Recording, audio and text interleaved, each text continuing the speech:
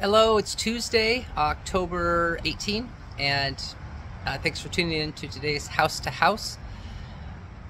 And I'm amazed at how much more difficult, at least for me, it is to maintain good rhythms every day of being alone with the Lord, of running every day, of doing some of those things that I love and that I know are good for me and for my soul. It's much more difficult for me to do those in ordinary time, work weeks, the rhythms of school year and so on, than it was for me during a time of sabbatical when I had a little more time, but I was still going from place to place.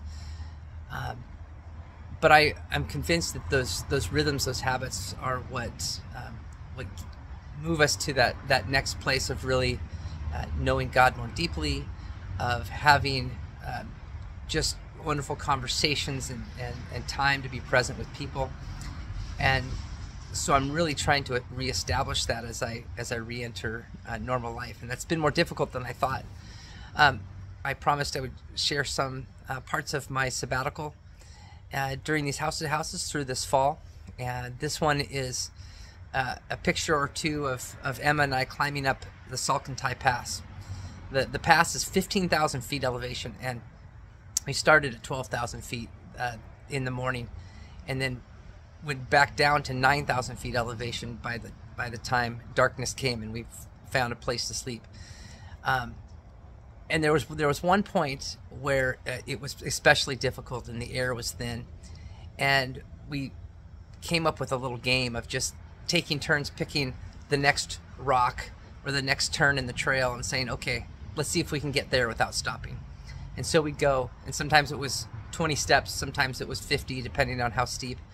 And we just kept at it, one rock at a time, until we got to the top. And even though it was painful at times, and it was difficult to take that next step, it was actually kind of fun, especially when you do it together. So one of the things I really have loved about these past couple of years is investing a bit more in the daily scriptures. Today, Acts 5 and Psalm 26, and watching the apostles in the early church start to establish their rhythms of preaching, and even though at times it was really difficult and they were suffering imprisonments and beatings, and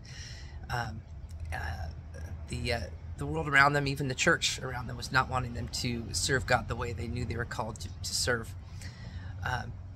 So I leave you with that. I do want to encourage you, as I encourage myself, to reestablish and find those times when we can just sit and be quiet with God, and not simply for the sake of creating a habit just to do it, but to create space for God to speak to us, to remind us every day how much He loves us. So enjoy the day. Grateful to my church, grateful to be back, and for the welcome I've received, my family has received, as we re-engage in the rhythms of community life at Faith. Have a great day. Bye-bye.